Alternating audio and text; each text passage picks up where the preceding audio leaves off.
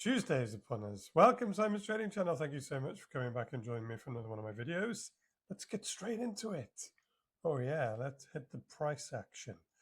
So, starting with weekly, working our way down, right? Here we are, mighty Bitcoin. And you can see, as of last week's closure, it is maintaining on a weekly its position above the midpoint in the Bollinger Band, which is coming in right around 62,750. But there's a long time to go before the end of the week, so it may not be there. Maybe it will be. Who knows? Not I, but we will see come midnight on Sunday. But at the moment, it's holding up above the midpoint. Why is that significant? Well, if and when volatility expansion occurs on a weekly time frame, and that you will be seen by expansion of the Bollinger Bands, like for example over here. In fact, this was the last time the Bollinger Bands expanded. Volatility expansion occurred back in October of 2023. What's around the corner from now? October 2024. Could it be a coincidence?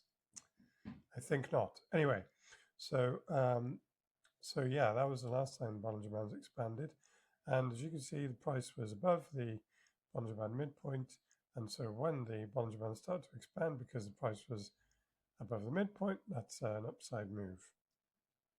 So yeah, I'm looking to that midpoint as a sort of weekly tether, probably. Not USDT, but tether in the more traditional form. So yeah, all looking good so far. They'll continue rising as long as Bitcoin closes the week. Again, midnight on Sunday, above 61.5, call it, to a few $1,000s above that at the moment. Okay, down to the daily. So the daily, you can see, hasn't done a great deal. 4 hour might be a different story, which come on to in a minute. But you can see the midpoint of the Bollinger Band is moving up and is now coming in at just shy of 60, so 59.5, something like that. And so for volatility expansion to occur again, it hasn't really cooled off. It's cooled off a little bit following this little move here. But for it to occur again, with the price being above the midpoint by a significant margin, you would think that volatility expansion would be alongside a move to the upside. And you can see the momentum on the MACD will remain with upside posture as long as Bitcoin closes today, which in 4 hours time, above 62.5. And it's a good, well, it's over $1,000 away from that at the moment. So it looks like momentum's going to stay to the upside on the daily. And it's hovering nicely around the support resistance level without breaking down. That also adds more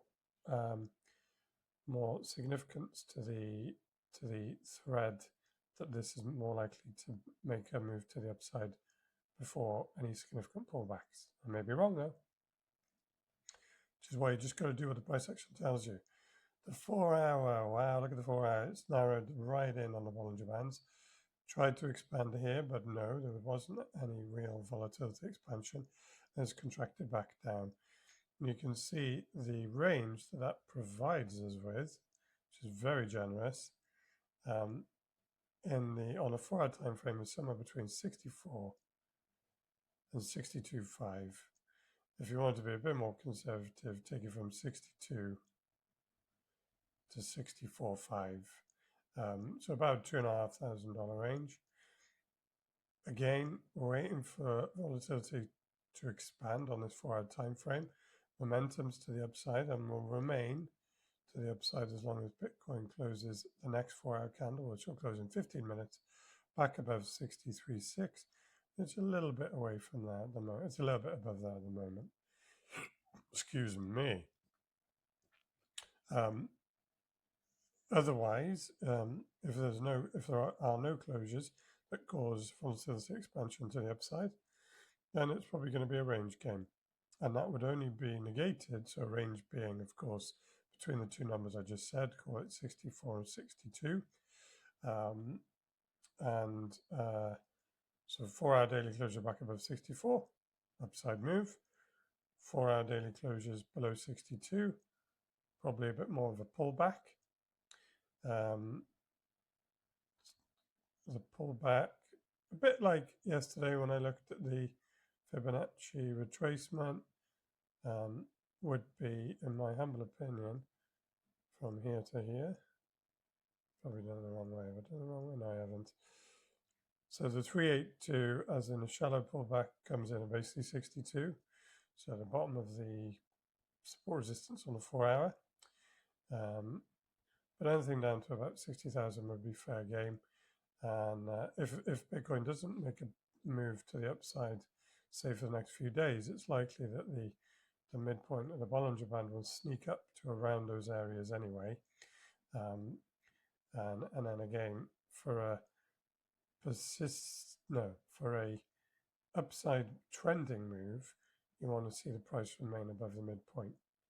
So you know, this was a trending downside move, and the price stayed below the midpoint, the 20 SMA, the whole way, even though there was a bounce up to the midpoint at one point, and then of course it closed above, and then there was some volatility expansion to the upside. So yeah, I think right now the odds are in the favor of the next move being to the upside, and that you can see being borne out of both momentum and trend. There's definitely a slightly prolonged 4-hour consolidation here. The longer it does that without breaking down, the better it looks for another move to the upside. Probably then clearing 65 to this area. And then above then it's probably easier to see on a daily. Yeah, so 165, 66 is cleared. I would expect price to move somewhere close to 70,000. So yeah, will that happen in September? Don't know. Will it happen in October? Probably. But this isn't financial advice, so just wait and see. All right. I hope you've enjoyed the video. If you have, like, subscribe, and share. Follow me on Twitter, Simon F. Martin, and join me tomorrow for another one for Wednesday. That'll be midweek. We'll see what CME is doing. Take care. See you tomorrow. Bye-bye.